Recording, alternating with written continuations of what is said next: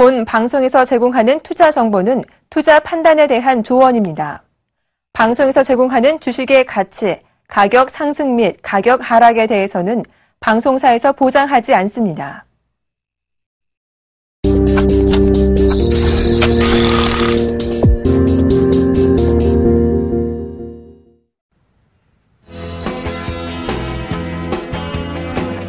네, 시청자 여러분 안녕하십니까? 이관웅입니다. 연결 잘 보내셨죠?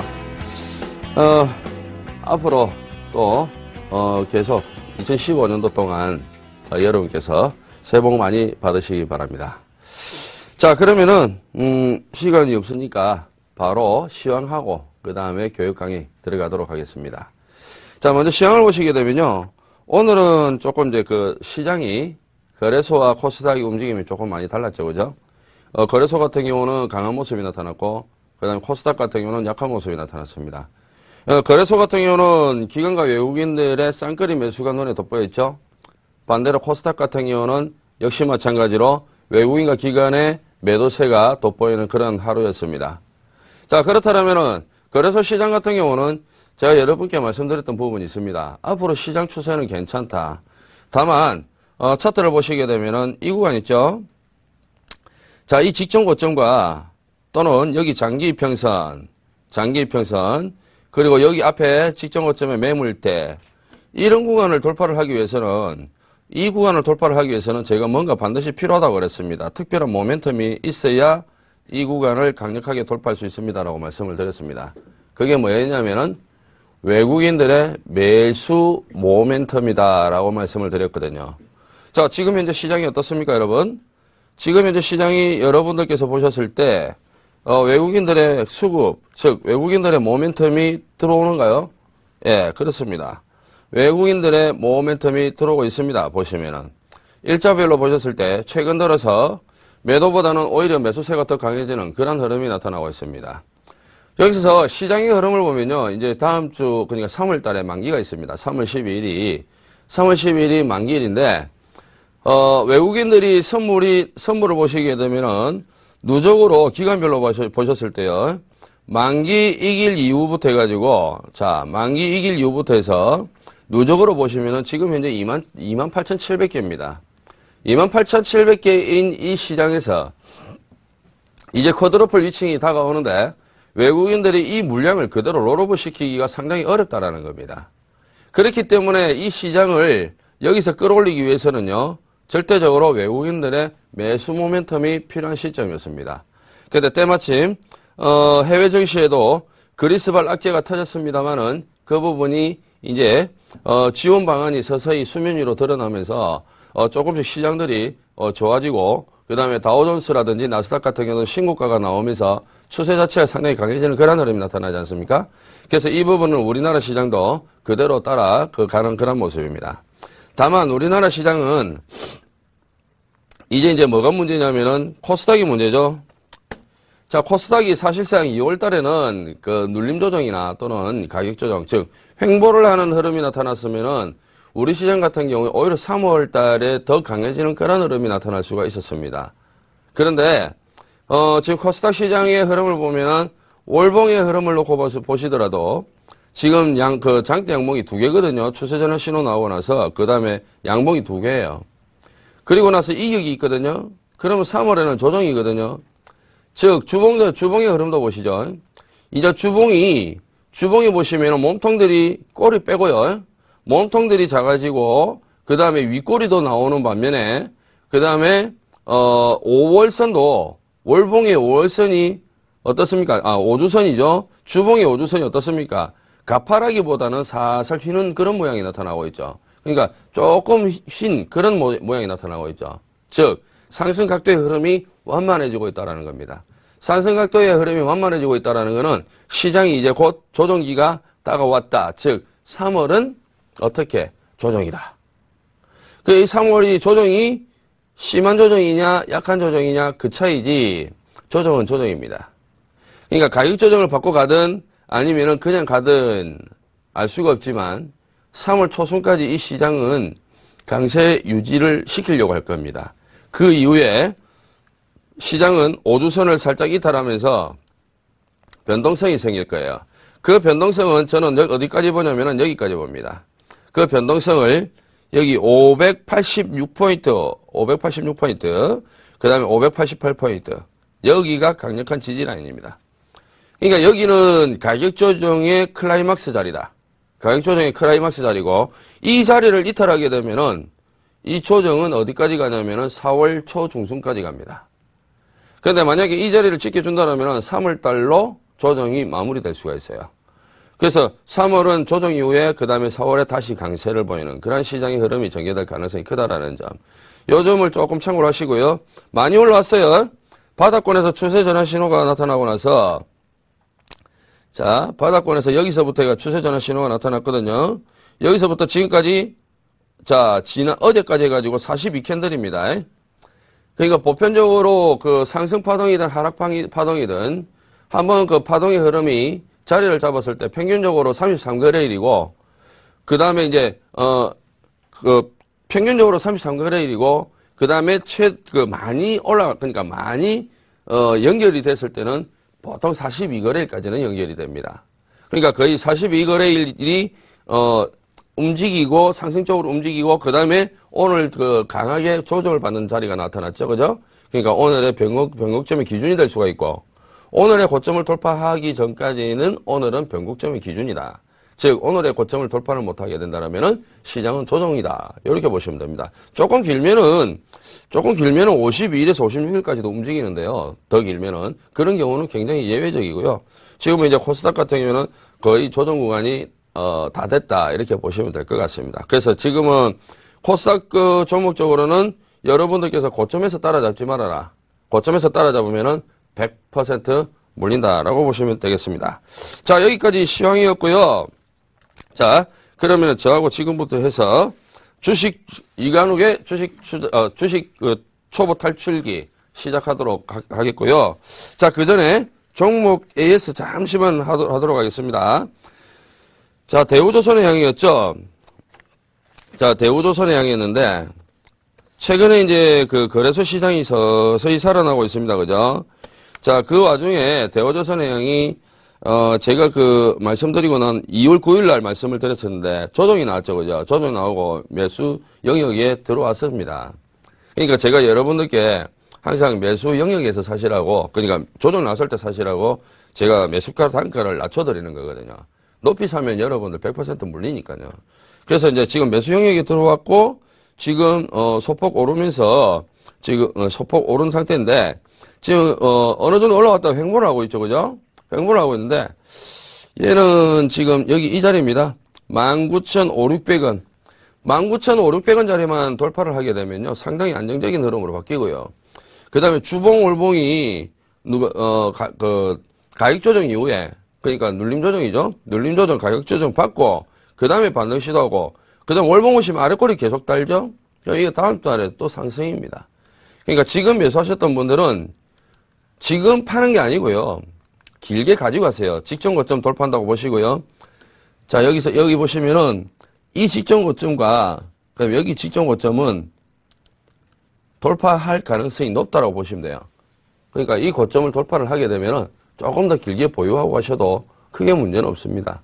그래서 지금과는 매수 영역이고 매수를 해서 짧게 치고 빠지는 영역 구간이보다는 조금 길게 가지고 가는 그런 구간이다. 이렇게 보시면 되겠습니다.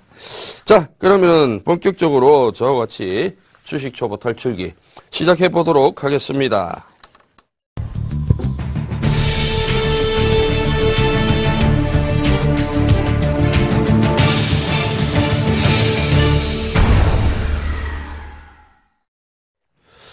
네, 지난주에 우리가 이제 이 부분에 대해서 배웠죠. 그죠? 자, 몸통의 길이에 대해서 배웠는데, 몸통이 길 때와 몸통이 짧을 때에 대해서 배웠습니다. 몸통이 길 때는 추세 중에는 쉬었다가 다시 간다라고 말씀을 드렸습니다. 그죠? 자, 그림으로 잠시 보겠습니다. 그림으로 잠시 보면은, 자, 장대 양봉이 추세 중입니다. 자, 이렇게 추세가 형성이 됐을 때, 장대 양봉이 나타났습니다. 역시 이렇게 장대 양봉이 나타났다라면은, 당연히 아래쪽에 거래량이 크게 증가를 하겠죠. 그죠? 이게 정상적인 흐름입니다. 그죠? 그럼 이게 장대 양봉이니까 이 장대 양봉 속에서는 상당한 이식 매물이라든지 악성 매물, 그 다음에 차익 실현 매물을 모두 다 받고 그 장대 양봉을 만들었기 때문에 제일 강한 봉이다. 이렇게 말씀을 드렸습니다. 그죠? 그럼 이 거래가 당연히 터져야 된다라고 말씀을 드렸고, 만약에 이게 거래가 안 터지면 어떻게 됐다고 그랬습니까? 이게 거래량이 없이 장대 양봉이면 제가 뭐라고 말씀을 드렸죠? 그렇습니다. 세력들의 힘, 즉 세력들의 돈의 힘이 상당히 강하다. 그때는 외국 개인들이 접근하기가 상당히 어렵기 때문에, 접근할 수 있는 시간이 짧기 때문에 그 다음날 점상 갈 가능성이 높고, 그 다음에 이런 종목군들은 추가적인 연속성을 볼 가능성이 굉장히 높다 이렇게 보시면 됩니다. 그래서 이런 경우에 이렇게 장대 양봉이 나타난 경우에, 즉 이게 상한가를 갔던 종목이라면은 또는 종가 고가 종목이라면은 이런 종목들은 그 다음날 갭 상승이 뜨는 게 보편적이거든요. 그러면 여기 갭 시가와 여기까지와 이격이 있기 때문에, 그죠? 자, 이걸 갭이라고 그러죠, 그죠? 이런 갭들이 있기 때문에 조정받는 건 당연한 겁니다. 그래서 추세 중에는, 장대 양봉이 발생됐을 때 추세 중에는 쉬었다가 다시 간다. 그때 눌림목 매매를 하셔야 되는데, 이게 한 개짜리 눌림목이냐, 캔들 하나짜리 눌림목이냐, 두 개짜리 눌림목이냐, 이런 거는 지금 여러분들께서 배우실 단계가 아니기 때문에 그거는 다음번에 이야기를 해드리도록 하고요. 자, 이렇게 추세 중에는 쉬었다가 다시 간다고 말씀을 드렸고, 바닥권에서 장대 양봉은 즉시 추세 전환이고 거래량이 터지면 신뢰도가 굉장히 강하다 그랬습니다. 그래서 종가 배팅이라고 말씀을 드렸고요. 그 다음 상투권에서 장대 음봉이 나오고 대량 거래가 터지면 즉시 추세 전환이라고 말씀드렸죠. 그 다음에 바닥권에서 장대 음봉이 발생되면은 곧 추세 전환이라고 말씀드렸고, 그 다음에 상투권에서 장대 양봉이 발생되면은 곧 추세 전환이라고 그랬습니다. 그 이유는 제가 이 설명을 드렸죠, 그죠? 설명을 드렸던 부분이기 때문에 다시 여러분들께 간단하게 설명을 드린다면요, 이렇습니다. 추세가 이렇게 하락하고 있는데 바닥권에서 장대 음봉이 나타났다. 그럼 이게 결국에는 거래량도 굉장히 많이 터져야 되겠죠. 왜냐하면은 투매니까요. 그렇죠. 투매가 나타나니까. 그렇죠. 자, 여기서 하나 짚고 넘어갑니다. 시장에서 저점을 가장 빨리 만드는 방법의 첫 번째 하나가 뭔지 아십니까? 시장에서 저점을 가장 빨리 만드는 방법. 이게 뭐냐면은 투매입니다. 투매. 시장에서 저점을 가장 빨리 만드는 방법은 투매입니다. 아시겠습니까? 잘 기억하십시오. 시장에서 저점을 가장 빨리 만드는 방법이에요. 투매요. 그러면 이런 것들은 있지 않습니까? 이런 장대 음봉은, 바닥권에서 장대 음봉은요, 거의 투매 유발이에요. 투매 유발. 세력들에 의해서든, 악재에 의하면은, 종목이 추가적으로 더 빠질 수도 있겠고, 세력에 의하면은 있지 않습니까? 거의 당일로 끝나는 경우가 많습니다. 그래서 이런 게 때 투매가 많이 떨어지잖아요. 그러면은, 여기서 장대 음봉이 떨어졌다는 거는 그만큼 이평선과 이격이 발생됐다는 거 아닙니까? 그죠? 즉, 갭이 발생됐다는 거겠죠. 그러면 이 갭을 메우기 위해서 주가는 어떻게 하겠습니까? 주가는 회귀 현상이 있다고 그랬죠. 그죠? 붙으면은 떨어지려고 하는 현상, 떨어지면은 붙으려고 하는 현상, 이런 회귀 현상이 있습니다. 그렇기 때문에 어떻습니까? 이렇게 장대 음봉이 발생이 되면은 주가가 올라가려고 하는 어떠한 발버둥을 치게 됩니다. 그때 이 시점부터 해가지고 주가 움직임이 추세전환 신호가 나타난다라면은 곧 추세전환의 흐름이 나타나기 때문에 여러분들께서 주목하셔야 된다고 말씀을 드렸고, 주식시장은 흑과백의 논리가 딱 정확하기 때문에 이런 흐름이 상투권에서 나타나면은 반대의 흐름입니다. 반대의 흐름. 즉, 말씀드렸던 게 뭐냐면은 바닥권에서 장대 양봉이 나타나면은 거기다 거래량이 실리면은 즉시 추세전환이라고 그랬죠. 그럼 거꾸로 딱 돌려보세요. 거꾸로 딱 돌려보면은 상투권에서는 장대 음봉 나오면은 거래량이 실리면은 즉시 추세전환이라고 그랬잖아요. 반대입니다. 그러니까 역시 바닥권에서 장대 음봉이 나왔을 때 곧 추세전환 나온다고 그랬잖아요. 반대로 돌리면은 상투권에서 장대 양봉이 나오면은 곧 추세전환, 상승 추세에서 하락 추세로 바뀐다는 겁니다. 이 부분을 꼭 익혀두시기 바랍니다. 그리고 제가 짚어드렸던 거, 장대 양봉이 나오든 장대 음봉이 나오든 거래량이 수반이 돼야 됩니다. 그런데 거래량이 작다? 그거는 세력들의 조작에 대한 움직임이다. 양봉 같은 경우는 세력들의 돈의 힘, 그 다음에 음봉 같은 경우는 속임수다라는 점, 이런 것들 익혀두시기 바랍니다. 그리고 몸통이 작을 때는요, 몸통이 작을 때는 양봉이든 음봉이든 주로 매집의 흐름이 나타날 때 많이 나타난다고 그랬고요. 상투권에서 봉이 작아지면요, 곧 추세전환이 나와요. 상투권에서 봉이 작아지면 곧 추세전환이 나오거든요. 왜 추세전환이 나올 수밖에 없냐면은, 자, 주가는 뭐와 비례한다? 자, 주가는 거래량과 비례한다. 즉, 쉽게 이야기하면은, 거래량이 증가를 해야 주가는 추가 상승이 나오거든요. 근데 한 가지 여기서 조건이 있습니다. 점 상한가. 첫 번째 양봉이 나오고, 그죠? 점 상한가 이렇게 갈 때 있잖아요. 여러분들 딱 봐보세요. 거래량이 어떻게 되는지. 거래량이 계속 감소됩니다. 이렇게 점 상한가를 만들 수 있는 거는 거래량 감소에 있어요. 거래 감소.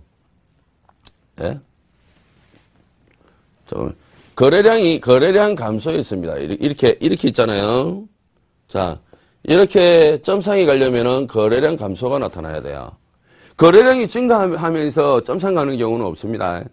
예? 그런 경우는 그 다음날 거의 점상이 아니라 중간에 상한가 깨진 상태에서, 그러니까 시가 갭 상승해서 막 흔들었다 다시 상한가 가는 경우. 그럴 땐 또 대량거래 터지겠죠. 그러니까 이렇게 점상 갈 때는 이렇게 점상은 거래량이 없는 경우거든요. 그래서 이런 경우는 상당히 좋죠. 그렇죠. 그러니까 주가는 거래량과 비례한다 그랬잖아요. 상투권에서 있지 않습니까? 자, 상투권에서 주가가 이렇게 고점에 윤곽이 나타나고 있는데, 여기서 단봉들이 이렇게 막 발생되잖아요. 그죠? 이렇게, 뭐 이런 것도 있을 끼고, 이런 것도 있을 끼고, 예? 음봉이 나타나는 경우도 있을 끼고, 요런 게 뭐, 요렇게 나타난 것도 있을 끼고, 그죠? 요렇게, 이런 게 나타날 경우도 있을 끼고. 그럼 이게 그 몸통이 작아지잖아요. 그죠? 그럼 몸통이 작아진다는 건 결국은 거래량이 작다는 거거든요. 거래량 감소.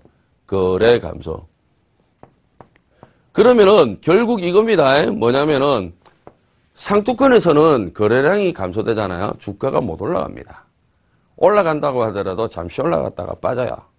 특히 제가 여기서 하나 더 여러분들께 소스를 드릴게요. 여러분들이 제일 많이 당하는 경우, 굉장히 위험하게 당하는 경우, 이거는 뭐 빼도 박도 못합니다. 여러분들 들어갔다가 있지 않습니까? 하다 금방 뭐 물려가지고 깨갱거리고 뭐 꼼짝도 못하는 경우입니다.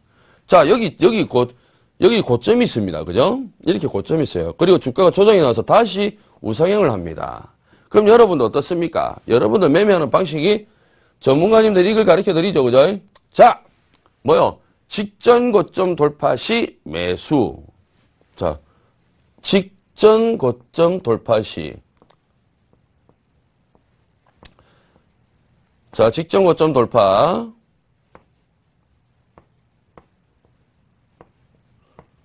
여기를 돌파할 때 매수입니다. 맞죠? 그죠? 맞아요. 그게 맞아요. 이 돌파 매매법의 하나예요. 그런데 있잖아요. 요거를 모르십니다. 주가가 고점 돌파했다가 여기서 지지하고 놀아야 되는데 지지 못하고 이렇게 밀리잖아요. 이렇게 여기를 이 고점을, 요 직전 고점을 여기를 돌파하고 여기 위에서 놀아야 되는데 밀리잖아요. 크게 빠집니다. 엄청 크게 빠져요. 그러니까 여러분들께서 얘를 피부적으로 그냥 제가 여러분들께서 직접적으로 육감적으로 느낄 수 있게끔 만들어 드리는 방법이, 고점 돌파할 때 따라 들어갔다가 위에서 못 팔고 밑으로 빠질 때 내 매수가의 20% 이상 빠진다고 보시면 돼요. 20% 이상. 평균입니다. 작게 잡으면 15% 정도. 거의 20% 이상 빠집니다. 그러니까 직전 고점 돌파, 여기 직전 고점 돌파 못했을 때는, 그죠? 돌파했다가 떨어질 때는 여기는 여러분들께서 반드시 손절자리로 잡아야 되거든요. 예, 손절자리로 잡아야 돼요. 근데 여러분들은 이걸 보유를 하고 있단 말이에요. 왜냐면은 신고가가 났으니까, 신고가 났으니까 또 신고가 갈 거다. 이런 기대감 때문에. 그래서 여러분들께서는 이런 거를 있지 않습니까? 주가가 올랐잖아요? 신고가 나왔죠? 근데 빠져요. 이 직전 고점을 이탈하면은 크게 빠진다는 걸 모르고 있거든요. 제가 지금 힌트를 가르쳐 드렸죠? 제일 중요한 겁니다. 오늘 있지 않습니까? 여러분들 차트 전부 찾아보세요. 직전 고점 돌파했다가 빠진 종목이 얼만큼 빠지는지 여러분 한번 테스트 해보시기 바랍니다. 제 말이 맞는지 안 맞는지 한번 테스트 해보세요. 제 말이 맞습니다. 아시겠습니까? 엄청 크게 빠집니다. 그런데 당하신 분들 많고요. 그렇기 때문에 이런 종목군들은 여러분들께서 절대 어떻게 해요? 건드리셔도 안 되고 만약에 건드렸다 치더라도 만약에 이 고점 그러니까 직전 고점을 이탈하게 되면은 뭐 어떻게 해요? 손절 처리를 하셔야 됩니다. 아시겠죠? 만약에 수익이 나가지고 있으신 분들이라면은 수익 청산을 하셔야 되겠죠. 즉, 이 고가권에서 있지 않습니까? 고가권에서 거래가 감소되면은 고가권에서 거래가 감소되고 직전 고점을 돌파하는 거래량이 터진다고 하더라도 있지 않습니까? 이 거래량이 수반이 안 되면은 이 직전 고점 유지를 못 시키거든요. 그렇기 때문에 이 고가권에 있는 종목군들이 만약에 단봉들이 발생되잖아요. 단봉들이 발생될 때는 여러분들 조심하셔야 됩니다. 아시겠습니까? 간단하게 참고 삼아서 한번 이게 여러분들한테 좋은 공부가 될 수 있을지. 자, 여기를 한번 보시죠. 차트를. 차트 보시면은 이 종목은 있지 않습니까? 여기까지 상당히 강하게 올랐거든요. 여기까지 장대 양봉으로 올랐습니다. 근데 주가가 올라오는데 어떻습니까? 거래량이 터집니까? 안 터집니까? 거래량이 안 터지죠. 그렇죠. 거래량이 폭발적으로 터져야 되는데 거래량이 안 터집니다. 그러면 거래량이 안 터졌다는 얘기는 여기 보세요. 여기는 거래량이 터졌죠. 그죠? 여기가 첫 번째 상한가 자리예요. 12월 18일 날 첫 번째 상한가 자리입니다. 이거는 왜 거래량이 터질 수밖에 없냐면은 직전 고점에 대한 매물들의 모든 물량을 갖다가 소화시키고 가는 자리이기 때문에 대량 거래가 터질 수밖에 없습니다. 그런데 주가가 추가적인 상승이 나오면서 거래량이 감소하죠. 거래량이 감소한다는 것은 주가가 상승을 함에도 불구하고 누군가가 매도를 하지 않는다는 겁니다. 근데 지금 주가가 있지 않습니까? 고점 찍고 조정 나왔죠. 그죠? 어떻습니까? 여기서 거래량을 보십시오. 이쪽에서 거래량을 보니까 거래량이 안 터지죠. 거래량이 안 터지니까 봉이 작아지기 시작합니다. 꼬리 빼고요. 몸통들이 작아지기 시작하죠? 몸통들이 작아지기 시작하니까 어떻습니까? 조정을 보이고 말았습니다. 이겁니다, 여러분. 그래서 상투권에서 물론 이 종목이 죽은 건 아닙니다만은 상투권에서 봉이 작아졌을 때는 어떻게 대처해야 된다. 즉 거래량이 터지지 않았을 때는 언제든지 여러분들께서 차익실을 한다든지 매도 체크를 해야 된다는 점 지금 차트를 통해서 다시 말씀을 드렸습니다. 그러니까 이 부분을 주로 바닥권에서 이런 쪽에서는 양봉이든 음봉이든 단봉이 있잖아요. 양봉이든 음봉이든 상관없어요. 주로 이런 횡보구간 있잖아요. 이런 바닥권 횡보구간이나 이런 횡보구간에서는 주로 매집의 흐름을 보인다고 보시면 됩니다. 주로 매집의 흐름. 그 이제 추세가 있지 않습니까? 하방으로 꺾어졌을 때는 이게 있지 않습니까? 단봉이 나타나면은 정말 짜증나는 거거든요. 단봉으로 계속 빠지거든요. 그러면 여러분들 가랑비에 옷 젖는다 그러죠? 그러니까 하락 추세가 아닌 평행 추세, 횡보 그냥 평행 추세라든지 상투권이 아닌 주가가 점진적인 상승 자리에 있는 자리, 그런 자리에서 단봉은요, 몸통이 작은 캔들은 거의 매집 캔들로 활용을 하니까 이 부분을 명심하시면서 여러분들께서 꼭 익혀두시기 바랍니다. 자, 다음은 꼬리를 하도록 하죠. 자, 몸통까지 시간이 조금 길었는데 좀 중요한 부분들을 제가 많이 말씀을 드렸습니다. 자, 이제는 몸통입니다. 이제는 꼬리예요. 이제는 몸통을 생각지 않습니다, 여러분. 몸통이 길든 작든 있잖아요. 몸통이 크든 작든 상관없습니다. 이제는 무조건 꼬리입니다. 자, 꼬리만 가지고 갑니다. 자, 여러분, 제가 다시 뭔가 하나를 제가 작성을 해서 말씀을 드릴게요. 예? 여러분들께서 이제 체크를 그러니까 적으십시오. 자, 칠판 좀 떼어주시겠습니까? 매수의 기본 원칙과 매도의 기본 원칙이 있습니다. 매수의 기본 원칙과 매도의 기본 원칙이 있거든요. 일단 매수부터 보도록 하죠. 매수의 기본 원칙입니다. 우리가 이 기본 원칙이라는 것은 뭐냐면 있지 않습니까? 기본 원칙이라는 것은 변하지 않는 있지 않습니까? 변하지 않는 거. 변하지 않고 우리가 반드시 지켜야 되는 거거든요. 근데 우리가 실제 우리가 삶을 살면서 가장 중요한 게 뭐죠? 우리가 삶을 살면서 지켜야 되는 게 있습니다. 그게 뭐냐? 법규입니다. 이 법규가 없다라면 우리가 인생을 살아나가기 힘듭니다. 왜냐면은 사실 우리가 최근 들어가지고 범죄가 많이 발생되고 있습니다. 지나가는 사람 아무나 해코지하고 살인을 하거나 이렇게 하면 됩니까? 아닙니다. 안 됩니다. 왜 이런 것들이 안 된다라고 지켜져 있냐면 법규가 있기 때문에 그렇습니다. 우리가 지금은 많이 깨끗해졌죠. 옛날에는 바닥에 뭐 껌이라든지 담배꽁초라든지 굉장히 많았습니다. 이게 있지 않습니까? 이제 법규로 정해놨잖아요. 껌 뱉으면은 벌금 얼마, 담배꽁초 버리면은 벌금 얼마. 이렇게 법규로 정해놨지 않습니까? 그러니까 이걸 사람들이 지킨단 말이에요. 그러면 우리가 살면서 가장 중요시하는 거, 생명이고, 그 다음에 우리가 서로 세상에 어울려 살기 위해서는 지켜야 되는 부분이 있습니다. 그게 뭐냐? 법규거든요. 그 법규라는 거는 기본이에요. 사람이 삶을 추구하면서, 행복을 누리기 위한 가장 기본적으로 지켜야 되는 그런 기본적인 부분이라고 보시면 되거든요. 서로 상대방에게 양보를 해줘야 되고, 이런 부분들, 예? 이런 것들이 다 대부분 우리가 지켜야 되는 부분이거든요. 그럼 이런 것들은 가장 기본적인 내용이란 말이에요. 근데 여러분 잘 지켜집니까? 신호위반, 삶을 살면서 평생 동안 한 번도 안 하셨습니까? 담배 피시는 분들, 길거리에 담배꽁초 한 번도 안 버리셨습니까? 술 드시다가 무의식 중에라도 한 번도 안 버리셨어요? 천만에요. 침 안 뱉으셨습니까? 휴지, 화장지, 휴지, 길거리 안 뱉으셨어요? 예? 노상방뇨, 그 다음에 신호위반, 등등, 차 타고 가면서, 예? 차 타고 가면서 막, 끼어들기 한다고 욕하고 이러지 않으셨습니까? 그런 기본들이 우리가 지켜야 될 부분이거든요. 근데 그거 못 지키면 어떻게 됩니까? 다 벌금 물립니다. 그죠? 왜? 우리를 지켜보는 눈들이 있죠. 뭡니까?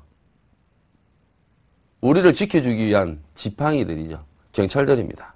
경찰들이 지켜보고 있죠. 그러면서 딱지를 뗍니다. 그게 가장 중요한 거예요. 그런데 있지 않습니까? 주식시장에도 기본이 있거든요. 매수의 기본과 매도의 기본이 있어요. 잘 지켜집니까? 안 지켜집니다.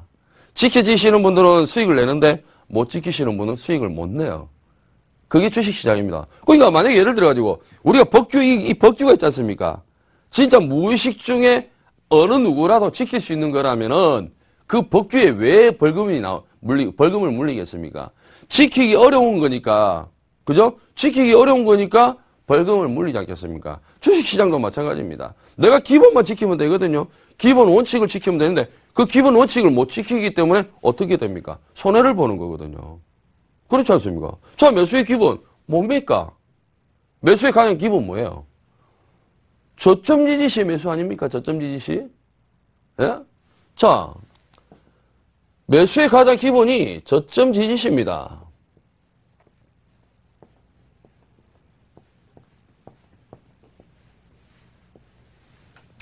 (1번) 자, 매수의 가장 기본적인 원칙 저점 지지시. 그 다음에 또 뭐가 있겠습니까, 여러분? 그 다음에 또 뭐가 있겠어요? 두 번째, 이평선 지지시.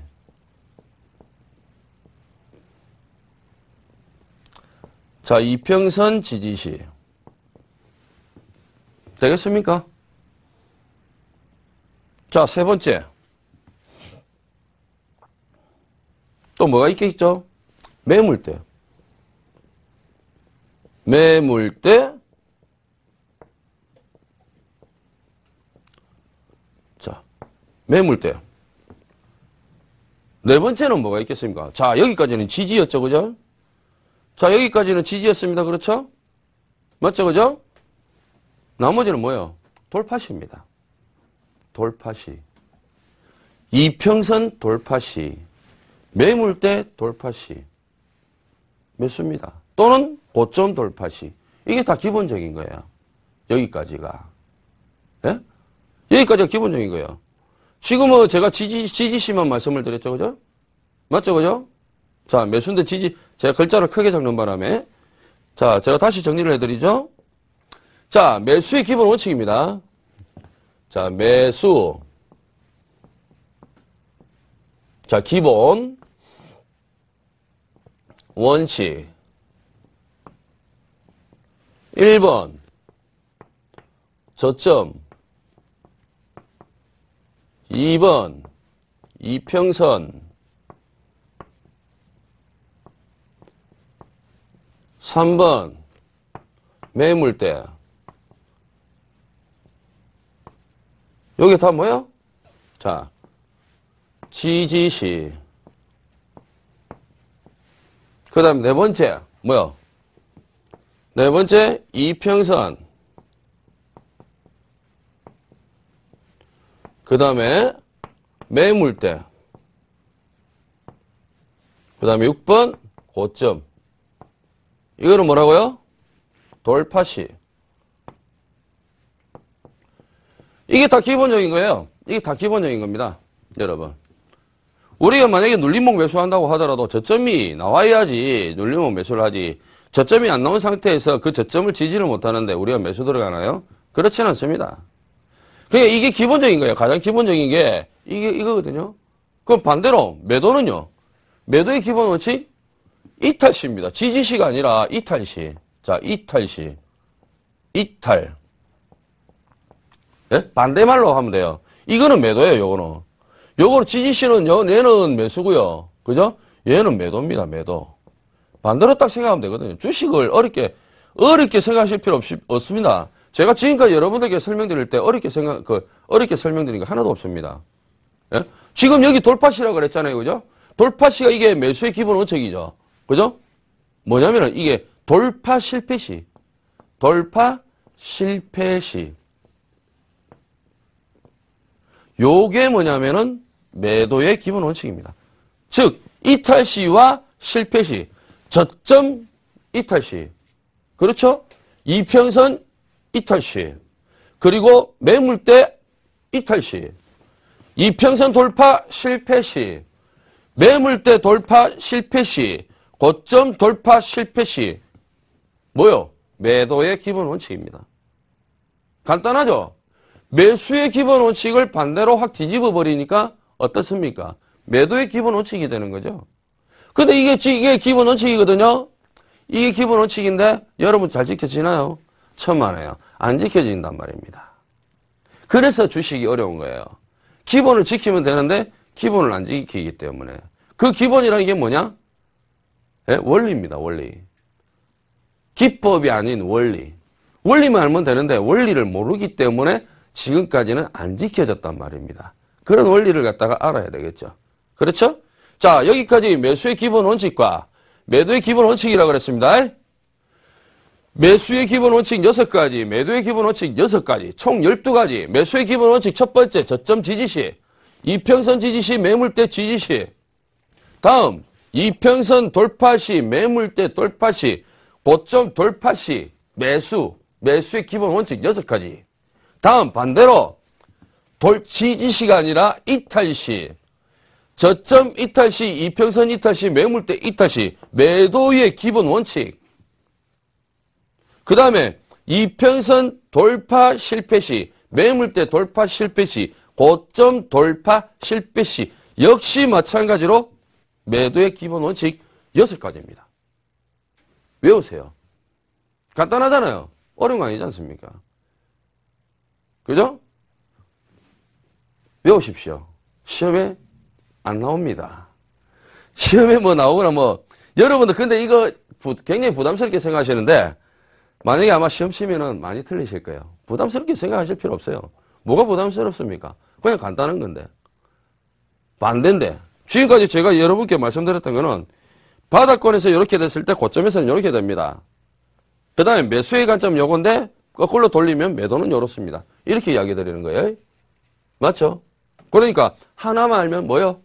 두 개를 아는 겁니다. 하나만 알면 두 개를 아시는 거. 아셨죠? 그래서 주식이 그렇게 간단한 겁니다.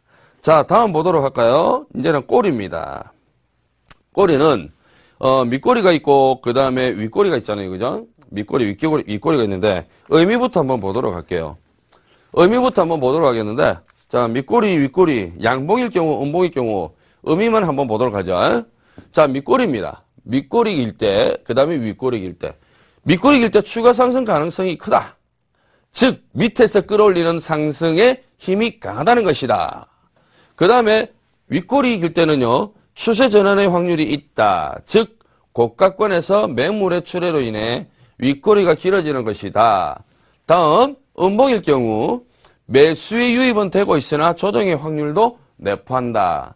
그 다음에 윗꼬리가 길 때 고가권에서 매도 물량이 출회되었다는 것이다. 매수세가 유입되지 않았기 때문에 추세 전환의 가능성이 크다. 자, 이렇게 네 가지가 있습니다. 자, 그러면요, 이걸 가지고 이제 여러분들께 말씀을 드릴게요. 우리가 저점의 기준과 고점의 기준이 있어요, 여러분. 여러분들은 저점의 기준과 고점의 기준을 갖다가 알아야 되는데 이 저점의 기준과 고점의 기준을 잘 모릅니다. 그래서 문제가 되는 거죠. 왜냐하면 주식은 있지 않습니까? 주식은 거의 한 90% 이상은 후행성이죠. 모든 것들이 여러분들 시각에 보여줄 수 있는 모든 지표들 뭐 이런 것들이 대부분 있지 않습니까? 95% 이상은 후행성이에요. 그러다 보니까 예측만으로 이 주가를 판단하기가 굉장히 힘듭니다. 그래서 난이도가 높을 수도 있어요. 자, 여기서 이제 여러분들, 이것만 이제 여러분들께서 아십시오. 그러면 저점의 기준과 고점의 기준을 여러분들께서 쉽게 알 수가 있는 겁니다.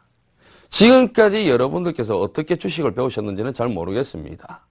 그런데 저는 여러분들께 지금까지 가르쳐 드리는 부분이, 강의를 해드리는 부분이 조금 색다릅니다. 어떤 때는 스파르타식으로 가르쳐 드리기도 하며 어떤 부분은 여러분들께서 상상도 하지 못하는 그런 내용들을 가르쳐 드리기도 합니다. 물론 대한민국 주식체계, 대한민국에 내놓으라고 하는 고수들의 주식체계 전혀 나타나지 않는 그런 내용들입니다. 그런데 이게 주식시장에 쓸모가 있느냐? 예, 정말 쓸모가 있습니다. 왜? 기본이니까, 기초니까, 원리니까. 우리가 초등학교 때부터 해가지고 지금까지 그 고등교육 받고, 그 다음에 뭐 대학교도 나오고, 예? 요즘은 이제 그 고등교육 하면은 대학교는 기본적으로 나와야 되죠. 그죠? 학사까지는 나와야 됩니다. 그러다 보니까 이제는 대학교 안 나오면은 사실 뭐 배웠다고 하는 그런 축에도 못 끼죠. 그렇죠. 근데 우리가 그만큼 배울 수 있었고, 그 다음에 그렇게 대학교까지 갈 수 있었던 밑바탕이 뭡니까? 어렸을 때부터 해서 기본적인 것부터 차츰차츰 배웠잖아요. 기역, 니은, 디귿, 리을 1, 2, 3, 4, 5, 6, 7, 8 이런 걸 차츰 배웠습니다. 여러분도 주식하는데 뭐 배우셨어요? 지금까지. 뭐 배웠습니까? 기법만 배웠잖아요. 기법만 배우셨죠? 캔들 배우셨습니까? 뭐 배우셨습니까? 기초적인 거는 그냥 대충 책 보고 그냥 배우셨죠. 그런데 책 보니까 그냥 그 안에 내용이 이게 이래서 이렇게 상승했습니다. 이런 내용만 나오지. 이게 왜 상승했고 뭐 때문에 이런 현상이 나오고 이런 내용이 있습니까? 없습니다. 그런 것들은 있잖아요. 예? 그러한 교육과정이 만들어져서 여러분들을 이해를 시켜야 되는데 이건 있지 않습니까? 그냥 결과만 딱 내놓고, 예? 주식시장에서 결과만 내놓고 이 결과를 여러분들께 찾아라 이거예요. 그게 말이 됩니까? 택도 없는 소리입니다. 여러분, 얼토당토 안 하는 소리예요. 예? 지금까지 여러분들 대한민국에 있지 않습니까? 주식 서적 처음부터 내놔보세요. 그 속에 있지 않습니까? 답이 있나? 없습니다. 천만에요. 기본적 분석 답이 있습니까? 없습니다. 기본적 분석도 있지 않습니까? 아무리 회사 좋아도 있잖아요. 그 회사 내용이 아무리 좋아도 수급이 뒷받침 안 되면 그 주식 못 갑니다. 예? 그래서 주식시장은 수급 논리의 원칙입니다. 수급 논리의 원칙. 그러면 왜 수급 논리의 원칙이 적용이 되고 왜 주식이 그렇게 움직일 수밖에 없는가를 여러분들께 이해를 시켜줘야 되거든요. 그런 기본적인 이해를 시켜주는 시스템이 없습니다. 학교도 없습니다. 아니 어떻게 보면은 그런 교육을 시킬 강사가 없다라고 보는 게 맞겠죠. 왜냐하면 주식은 사실 고수들분들도 상당히 많지만 달달에 2, 3천만 원 이상씩 꾸준히 버는 사람들 많아요. 그런데 있잖아요. 사실 그 주식을 가르치려고 하면은 가르치는데 문제가 많습니다. 왜냐하면 그분들도 그 주식을 제대로 못 배웠기 때문에 그렇습니다. 내가 연구하고 터득하고 그러지 않으면 이 주식을 가르친다는 거 있지 않습니까? 정말 힘든 일입니다. 아무리 있지 않습니까? 내 옆에 부모님이 와가지고 내 옆에서 주식을 가르쳐달라. 내 형제가 와서 나한테 주식을 좀 가르쳐달라. 뭐, 이 사람들이 내 형제고 내 부모들 있지 않습니까? 제 말을 들을 것 같습니까? 천만에 안 듣습니다. 제가 아시는 분 고수가 있습니다. 예? 매월 2, 3천만 원 이상씩 벌고, 그 다음에 투자 수익률 게임 대회 나가면은 1등 밥 먹듯이 합니다. 그분은 제야의 고수고, 이렇게 전문가로서 활동을 하지는 않습니다.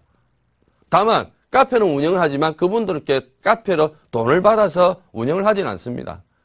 강의를 해달라고 해도 무료로 강의해주고, 그 다음에 좀 배우고 싶다고 해도 무료로 와서 배우게 해줍니다.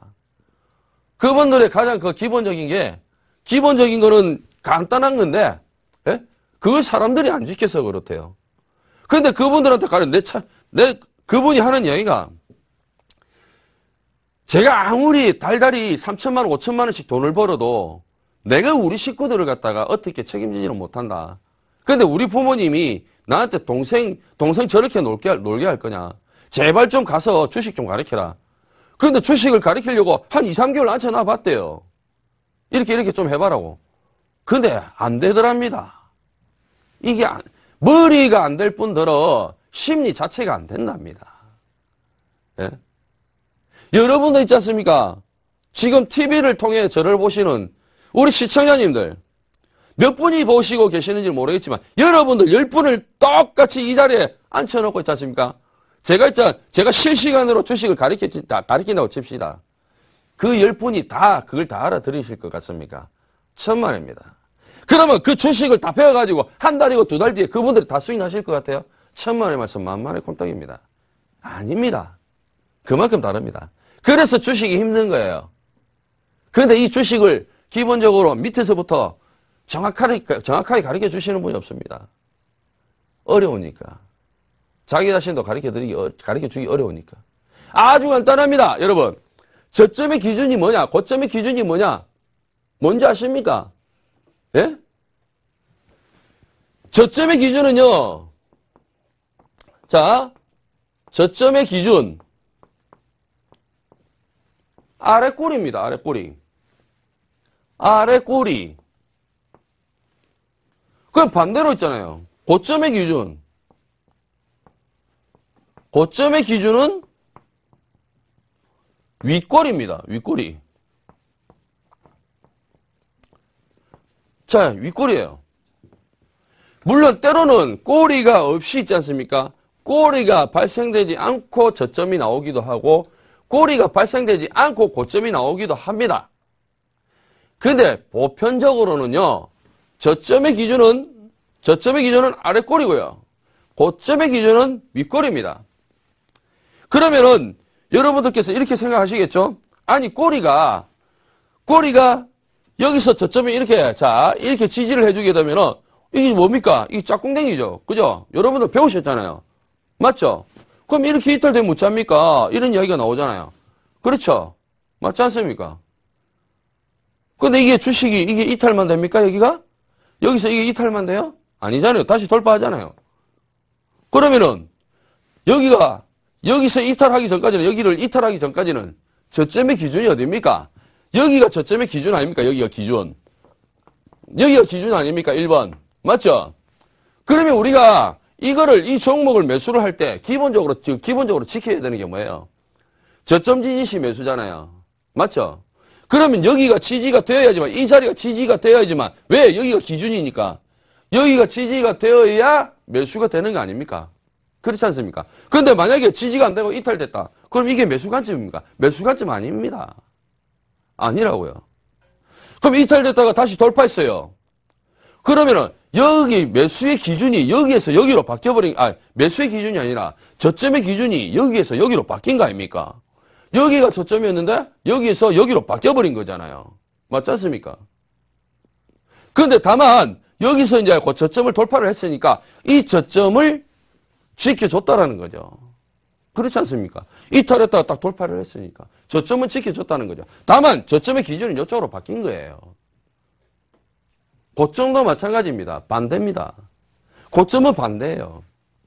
그러니까 윗꼬리의 그러니까 고점의 기준은 반대입니다. 그러니까 저점의 기준은, 자, 여러분들께서 이걸 잘 생각하셔야 됩니다. 저점과 바닥은 다릅니다. 저점과 바닥은 달라요. 예? 바닥은 뭡니까? 바닥은 여러분. 바닥 잡으려고 하다가 뭐 지하시도 있고 막 그렇다고 그랬잖아요. 그렇죠? 바닥의 개념은 후행성입니다. 후행성. 여기가 바닥이요가 아니라 바닥은 저점 형성하고 지나놓고 더 이상 빠지지 않는 모습 보고 바닥이라 그러는 거예요. 그러니까 바닥이라는 개념은 후행성입니다. 아시겠습니까? 물론 저점도 후행성은 있지만 저점은 바닥이 아니에요. 그냥 단순하게 저점이에요. 저점은 그 저점을 다시 깰 수가 있는 거예요. 아시겠습니까? 새로운 저점이 갱신이 될 수 있는 겁니다. 바닥은요, 새로운 저점이 갱신이 될 수가 없는 거죠. 왜냐하면 거기가 바닥이니까. 바닥이었는데 또 떨어졌어요? 그게 바닥입니까? 아니죠. 그러니까 바닥과 저점의 개념은 완전히 달라져야 되는 겁니다, 여러분. 예? 그러면 우리가 있지 않습니까? 여기서 주가가 있잖아요. 주가 여기서 장기간 동안 이 저점을 갖다가 안 깨고 계속적으로 이렇게 만드는 종목군들 있죠. 이거는 있지 않습니까? 이거는 이제 바닥이 완성됐다고 하는 거예요. 바닥이. 예? 바닥이 완성됐다고 하는 겁니다. 요런 거는. 왜냐? 여기서 저점을 만들어 놓고 저점을 안 깨버리잖아요. 그렇지 않습니까? 그런데 반대로 있잖아요. 반대로 이렇게 왔다가 저점을 갖다 이렇게 만들었다 다시 여기 이 저점을 갖다가 이렇게 훅 있다 여기 저점 이탈 하고 있잖아요. 그죠? 그 다음에 또 올라왔다가 또 여기 저점 이탈 했다가 이런 거는 저점을 만든다고 해야 돼요. 저점을. 그러니까 바닥하고 저점의 기준은 완전히 다르거든요. 그래서 다음 주에 요 꼬리 부분 조금 더 하고요. 그 다음 교육으로 넘어가도록 하겠고. 자, 그러면은 오늘 이제 그 추천주에 대해서 하도록 하겠습니다. 제가 감기가 걸려가지고요. 목이 막 확 가쁩니다. 자, 오늘 추천주는 자, 08210 옵트론텍입니다. 자, 옵트론텍입니다. 자, 이 회사 같은 경우, 이 옵트론텍 같은 스마트폰 부품주입니다. 그죠? 스마트폰 부품주인데, 왜 이 종목을 갖다가 말씀을 드리냐면은, 옵트론텍 같은 경우는, 삼성 갤럭시 S6 필름형 블루 필터를 공급하고 있고요. 그 다음에, 삼성 중저가 모델 갤럭시 E7 블루 필터를 단독적으로 공급하고 있습니다. 그리고 중국 스마트폰 업체하고 제품이 본격적으로 양상이 돼가지고 지금 공급이 시작됐거든요. 그렇기 때문에 앞으로 이 회사 같은 경우 기추가 주목되고 기술적으로 잠시 짚어드리면은 고가권에서 매도 없이 주가가 조정 나왔거든요. 그런데 이날 있잖아요. 2월 23일 월요일이죠. 자, 여기 17일 날 있잖아요. 2월 17일 날 적자 소식 발표가 났는데 갭 하락 떨어지고 저가부터 밑에서 강하게 올랐습니다. 그럼 이거는 움직임이 딱 표가 나죠? 밑에서부터 거래량 대량 거래 매수세가 들어왔고 외국인 기관이 땡겼거든요. 그러니까 눌림 조정 시에는 매수 관점이고요. 자, 매수가는 이렇게 보시죠. 자, 매수가는 6,450원 매수가로 보시고요. 손절가는 조금 짧게 6,200원 이탈 시 손절 관점. 그 다음에 목표가는 9,000원 정도 보시면 될 것 같습니다. 단기적으로 말고 조금 중단기적으로 가져가시면 될 것 같아요. 앞으로, 지금 스마트폰, 그러니까 삼성의, 갤럭시 S6 나오고 이러면은, 조금 주가 흐름이 강해지지 않겠느냐, 이렇게 판단되는데요. 아래쪽에 저가에서부터 해가지고, 작년 12월 달부터 해서 굉장히 강한 매수세가 들어왔기 때문에, 여러분들께서 지금은 조금 주목해 볼 시기가 됐다. 이렇게 보시면 되겠습니다. 자, 오늘도 상당히 많은 부분에 대해서 이제 이야기를 했는데, 여러분, 한꺼번에 이렇게 가시는 것보다는요, 조금씩 전진하면서, 기본적인 내용들, 원칙들을 다 알고 하신다면, 여러분들, 앞으로 주식 하시는데 크게 문제가 없으실 겁니다. 그러니까 꼭 이 시간, 잊지 마시고 항상 이 시간에는 노트, 볼펜 준비하셔가지고 저를 기다려 주시기 바랍니다. 저는 다음 주 이 시간에 뵙도록 하겠습니다. 이상 이관우였습니다. 감사합니다.